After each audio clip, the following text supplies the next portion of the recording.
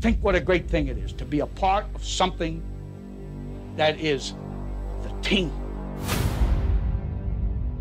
The team, the team, the team. Of the winged helmet. Of the big house. Of the Big Ten. Together as one. We, the blue collar. The loyal. Brady to throw. The leaders. Holy cow! We, the innovators. We'll win this championship! The resilient. Charles Woodson. The determined. Touchdown! They've beaten Ohio State! The crowd goes berserk! Whether the underdogs or the favorites. Touchdown, Michigan!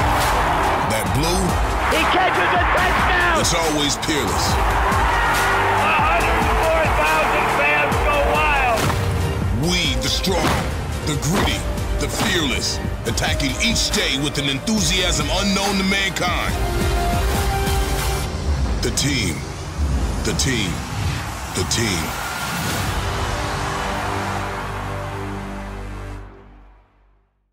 The Michigan Wolverines have a crowded field at quarterback, and they've turned to one of their most celebrated alumni, not only to make the decision as to who's going to start under center, but also to give the program a much-needed shot of the arm as Jim Harbaugh returns to lead the Wolverines, this time from the sidelines. So what does his return to Ann Arbor mean for the state of the program and the landscape of college football?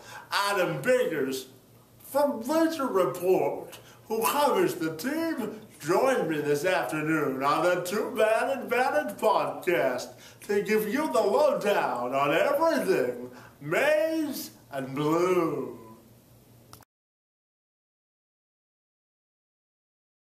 So, Adam, first of all, good afternoon and welcome to the Two-Man Advantage podcast. We're looking forward to talking some Michigan football with you this afternoon. No problem, Kevin. Thanks for having me on.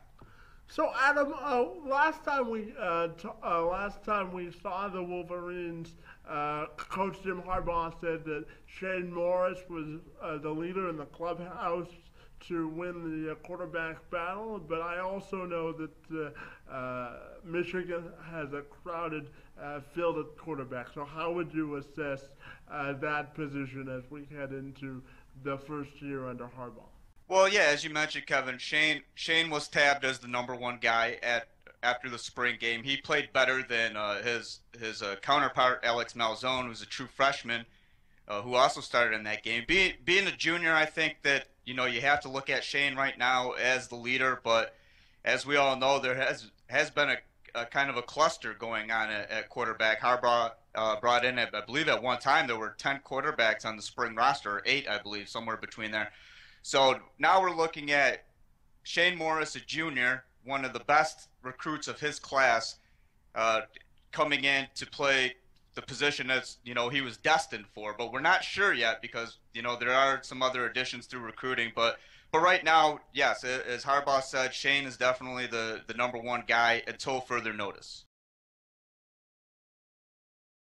And in terms of we talk about there being a crowded field at quarterback, Iowa transfer Jake Rudock is also on campus now, and he's got the most starting experience of any of the quarterbacks on the roster. So I'm wondering what his starting experience will do for his chances to win the job, and do you think he has a legitimate shot of being under center this fall? Well, Kevin, I think he has more than a legitimate shot of being under center this fall. I don't think that Jake Rudock transferred from Iowa to come to Michigan to sit. I think it's easy to speculate that, him being a senior, 1 year of eligibility left. I don't think you're going to go somewhere where you don't have an inkling, at least, that you're going to be right there in it. The addition of Rudock definitely changes things in terms of how you look at the quarterback pool. And again, we'll see Zach Gentry arrive soon as well. He was a 4-star recruit of the 2015 class. the quarterback Harbaugh recruited himself. Malzone was part of Hoke's class. So I do believe that we'll see some change. I don't think it's concrete at all. And all the coaches, Kevin, during spring availability, Jed Fish talked about the quarterback position. Harbaugh talked about the quarterback position. And the consensus was that it is up for grabs. But for, I guess as a placeholder, as we've already mentioned, it's Shane. But I really think that when it boils down to it, it'll be Jake Rudak's job this fall. And in terms of the future of the position, I know it's early, but Alex Malzone is one of the highly rated recruits at the position. So I'm wondering, what are your thoughts on the future of the position at Michigan, considering that both Morris and Rudak are veterans of the team? So I'm wondering, what does the future hold for Malzone as the future of the position at Michigan? Well, I think you could compare Alex in a lot of ways to Shane Morris as far as being a highly rated kid, a hometown product. Shane out of Warren De La Salle and Alex out of Birmingham Brother Rice, both proven winners. You know, they're competitors. That kind of goes with the territory when you're talking about this level of football. I think that right now, Alex, a part of me believes that maybe a year down the road he's back in the mix. Another part of me believes that maybe he's going to get buried, because you have to remember, along with Wilton Speight as well, you have to remember being recruited under a previous coaching staff changes a lot of things sometimes when a new staff comes in. So I think that Harbaugh made that clear when he arrived at Michigan by going out and getting another quarterback. I'm not 100% certain on Malzone's future. I do believe that he'll develop into a reliable quarterback if he gets the coaching that he needs. And by all accounts, you know, he's got the powerful arm. He's incredibly intelligent. Let's not forget that during the spring game, most high school seniors are actually in high school. Alex was an early enroll, so you have to factor that in. Being in front of that huge crowd at the big house, it was 60,000, I think, was the estimate. Great environment there. So I think you have to factor that in, that it was his first time being out there. Don't put too much into what you saw in that one appearance. But it really is, Kevin, with Rudak joining, and we're talking about Gentry and Shane Morris and more quarterbacks recruiting. John O'Corn will be there in 2016. He'll be eligible. I don't think that it's really I don't think we're able to really pinpoint anybody in this quarterback stock right now, actually. And in terms of this season, just one final question on quarterbacks. Do you think Shane Morris's lack of starting experience will hinder Michigan's offense at all this fall? Well, we have to take a look. He's got 2 starts, right? And Jake Rudak's entering with 25 starts. I believe that he completed 61.7% of his passes last year with the Hawkeyes. Shane had that pretty. I thought he played well in the Buffalo Wild Wings Bowl, considering it was a bad loss to Kansas State. But Shane got thrown in the fire. You know, Borges kept it pretty vanilla. Al Borges, the former offensive coordinator. Shane wasn't really allowed to dial it up downfield, but he completed some passes. I think he completed more than 50%, closer to 60. I'd have to check that stat. But he looked mobile. He had a couple runs mixed in there, and then so we have that to look at. But then on the other hand, we have that terrible situation against Minnesota when it resulted in being left in the game with a concussion. So I think that we don't have a whole lot to go on with Shane either, and that's the thing when we talk about Michigan quarterbacks. It's more, what do we think he can do, what is possible, what do we hope a guy can do. There's not a lot of proven assets right now other than Jake Rudak. And just shifting gears now, obviously the biggest offseason headline for the program was the hiring of Jim Harbaugh.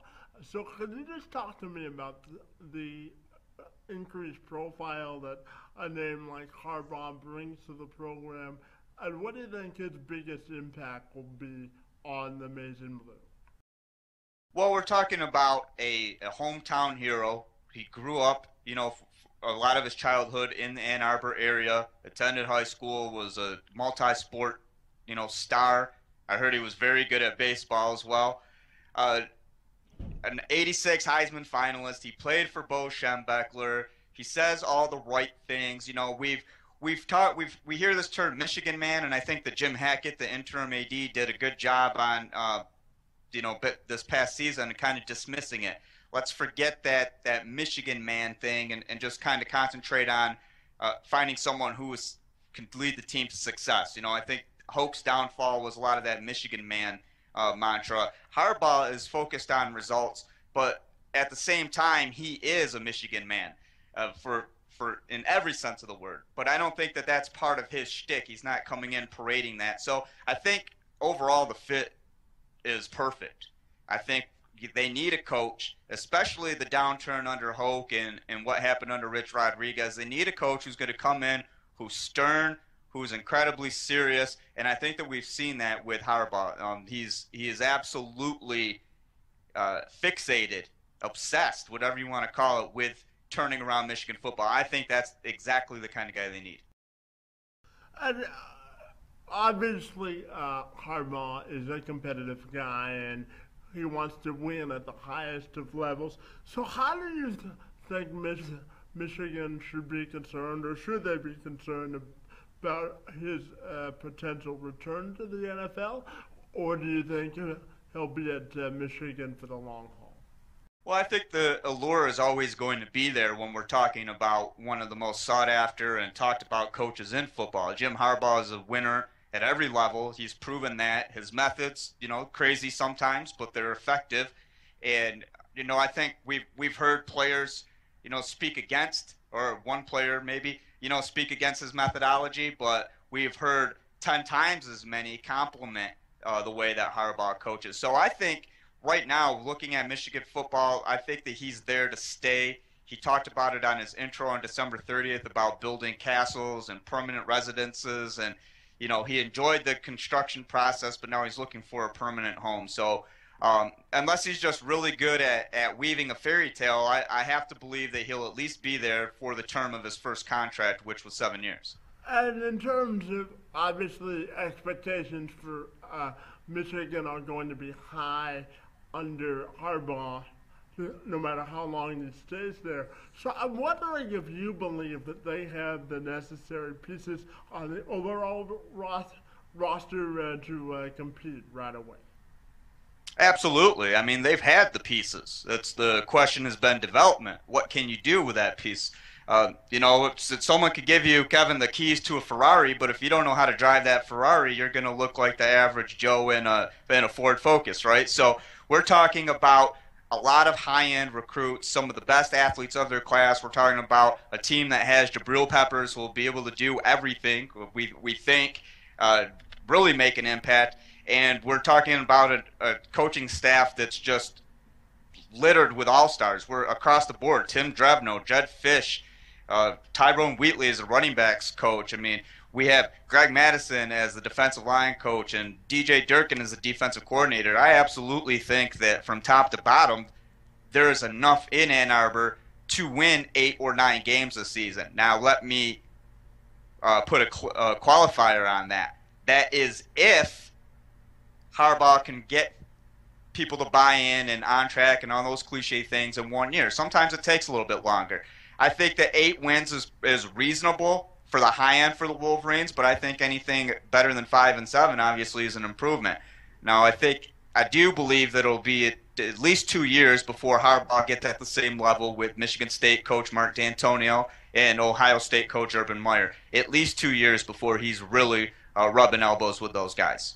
And in terms of position battles you'll be watching out for during summer practice and early in the season, what are some things you'll be watching to materialize as the Wolverines get ready for the season in terms of position battles?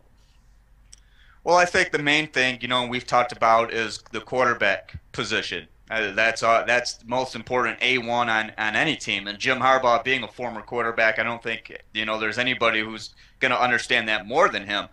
And then when you couple in the fact that they're trying to bring back a tight end, or not bring back, but kind of bring back that position as something of power. So I think Jake Butt in the battle at tight end is going to be interesting. I've heard some good things about Ian Bunning. I think the running back, is it going to be Ty Isaac, the transfer from USC, who everybody was real high on for a long time? or is it going to be Derek Green, the former #1 running back of the 2013 class, according to Rivals? I think he was number 8 on 24/7 Sports List. Nonetheless, he was a top running back. Devion Smith was also a consensus top 15 back in that class.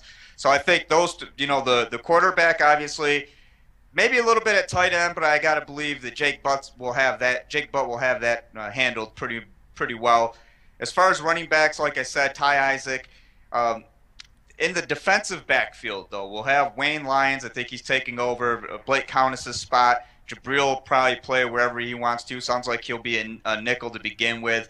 I think really, Kevin, if a broad term, almost every position battle is going to be important. The coaching staff has said time and time again that they want to start from scratch. They use the term clean slate. So I think really we could take a look at every position. But those are the running back and quarterback, I think, are going to be the two biggest ones right now. Big picture in terms of the whole landscape of college football, you now have three of the most high-profile coaches in the Big Ten in college football, with Mark D'Antonio, Urban Meyer, and of course now Jim Harbaugh. So what do you think Harbaugh's hiring will do for the overall landscape of the Big Ten Conference and college football as a whole? Well, the Big Ten's really gotten bagged on a lot. And I think the Michigan State's comeback win over Baylor last year in the Cotton Bowl, 41-31, I believe, that was an incredible comeback. And, Kevin, I'll tell you, I thought that game was over. As soon as Petty went deep, I forgot who the receiver was, that last Bears touchdown, and I said, okay, this is over, Michigan State. And then, boom, look what we see. So I guess that shows a lot as far as, the way that Mark D'Antonio, the mentality of that program. Ohio State winning a national championship and in a pretty impressive fashion, let's be honest here. And then you get Harbaugh, who's done a lot of great things in the past, as Stanford, and we're looking at Andrew Luck, one of the best quarterbacks in the NFL today. And Michigan fans are hoping that can translate. At face value, at the very least, I think Jim Harbaugh, the addition of him to the Big Ten, and considering he's at Michigan, not only is that going to stir up the rivalries with Urban Meyer and Ohio State and Mark D'Antonio and Michigan State, but I think it's also going to give the Big Ten a little bit of an elitist feel. And I think that's right. The higher than thou and, the I'm above you kind of attitude. But I think that right now the Big Ten, when you look at Meyer, D'Antonio, and Harbaugh, you have three of the best coaches in the game. So there is something to be proud of. So I think overall this is a wonderful thing for the Big Ten, and especially Michigan. And now in terms of Brady Hoke, he did say that he wanted to coach again in college football. So I'm wondering if you could give me your personal assessment on the future of former Michigan head coach Brady Hoke. I mentioned the development, and Brady got ragged on a lot as far as just not. The general consensus was that the job may have been too big for him. He wasn't the right fit. I believe that Brady Hoke loved his players. I haven't heard anything differently. I believe that Brady Hoke was just as dedicated to the job as anybody will be. The scenario just wasn't right for him in Ann Arbor. That said, I think that this little vacation time for him will do him well. Brady Hoke will coach again in high-level football. I don't know if it'll be a Power 5 conference, but he'll definitely coach as a head coach in D1 football. He would be fantastic addition as a player personnel, I think, at really any level. Brady Hoke's strengths are forming personal relationships and really getting to know the players as young men and not just athletes. And I know a lot of coaches will say that. But Kevin, I can tell you this: in terms of finding a guy who truly cares about players and puts them above himself, I don't know if there's anyone who does it better than Brady Hoke, and I don't think anybody will argue against that.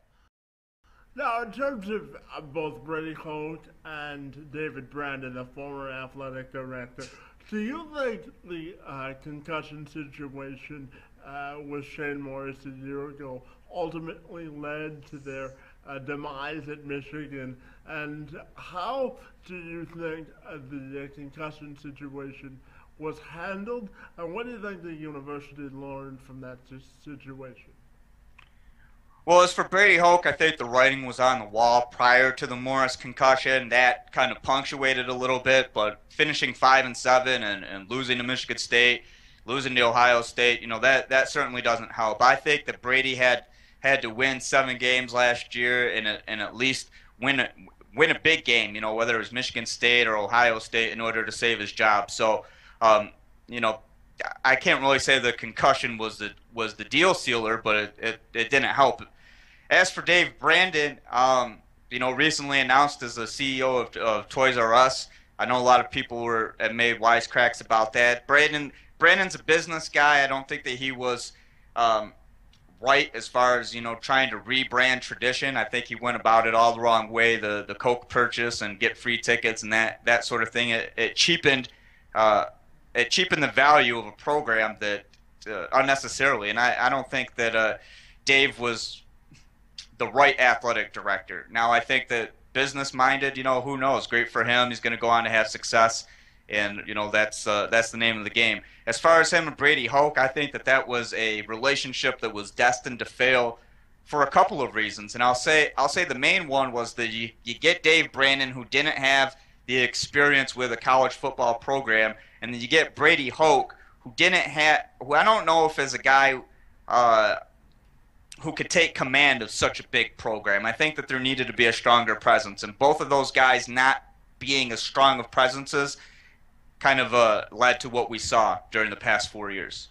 And in terms of the current interim athletic director, Jim Hackett, he obviously now can walk on water in Wolverines country because he got Harbaugh. So I'm wondering, how do you think that dynamic of that relationship is going to work, and whether you think Hackett will be the long-term athletic director at Michigan? Well, I have to say that getting Jim Harbaugh was a big boy move. It's got to be his job if he wants it. I don't know either way, Kevin, if there's discussions of making Jim Hackett the official athletic director. As far as I know, the interim label is still there. I think that it's his job for the taking, so whenever he wants to, shed interim from his tag, it's probably up to him.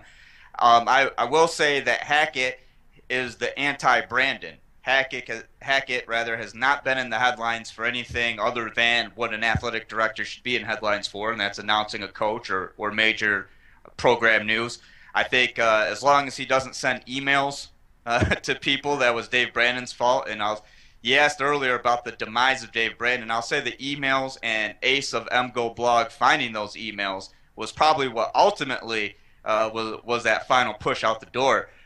But I'll say that Jim Hackett has done everything exceptionally well, to my knowledge, since he's been at Michigan. I have to believe that he is the guy for the job if he wants it. And I don't necessarily think going out and landing the biggest free agent coach in the market as an interim move. I believe that is a full-time maneuver right there, Kevin. So to answer your question, I think that Jim Hackett is a good fit, and if he wants the job at Michigan, it's probably his. Now, in Lions country, we all have bad memories about Matt Millan and how he ran the Lions into the ground, and it was recently announced that he's going to be one of the lead analysts for the Big Ten Network and announcing some Michigan and Michigan State games, obviously. So how do you think Millan's transition will go back in this part of the country, considering what he did to the Lions? Well, I mean, when you say what he did to the Lions, drafted pretty poorly. I think that, Matt Millan knows football. Otherwise, he wouldn't have held jobs this long and such high-profile jobs. As far as I know, he's very well paid for what he does. So I know that a lot of people bagged on him for his general manager, the actions he made as a GM of the Lions. As far as talking about football, I have to believe that Matt probably knows as much as a lot of other play-by-play and analysts do. So he's going to be the butt of jokes. I don't necessarily hate it. It's easy to jump on that anti-Millan bandwagon and pan on the guy, but at the same time, congratulations on landing a high-profile job. I think that's in order. But you know, if he's not your cup of tea, he's not your cup of tea. You can mute it and talk to yourself and call the game. How's that? That works too. I think a lot of Lions fans will do that this fall. But I'm sure. My final question for you is coming full circle again. If Michigan is going to have a successful season, I'm wondering if you could give me 3 or 5 things and have to go ride for them in order to consider the first year under Harbaugh a success. Well, I think that this offseason is really important. So I think that, you know, you can never go wrong getting your bearings, getting as comfortable as possible, and putting in as much work as possible during this time. You know, we hear all the stuff about the offseason is when champions are made and yada, yada, yada. That's probably true. So, you know, I think right now just embracing the offseason is incredibly important for them. I think finding a quarterback who is going to be stable, he doesn't have to be a superstar. I think someone who can at least understand an offense and kind of guide a team and maybe make up for some mistakes along the way. That's why I think that it'll be Jake Rudock, who has 25 starts. I think that's why he'll get the quarterback, you know, ultimately win the starting job. I think the offensive line, you know, this has been a huge concern for some time, but you look at Mason Cole, you look at Graham at left tackle, you look at Graham Glasgow, who's probably the starting center. You have a couple other pieces in there, Braden and Kalis, who could play the guards, and maybe Juwan Bushell-Beatty and Logan Tooley-Tillman at the right tackle spot. You know, there are a lot of possibilities. So really just embracing the offseason, finding a quarterback that you can at least be comfortable with for a season, and really stressing the offensive line, development, continuity, everybody on the same page, all that good stuff. I think those are the 3 probably most important things. Now, if you want to look at some secondary, you know, I don't really think there's a lot of concerns as far as anything else. The defense is in great hands with Madison and Durkin. And, you know, the offense is my biggest worry, Kevin. It was ranked 14th last season in terms of overall production. I think the Wolverines averaged 20.6 per game, 20.6 points per game, rather, sorry. It just was ugly. You know, they couldn't move the ball. So I think that has to be the main focus this season.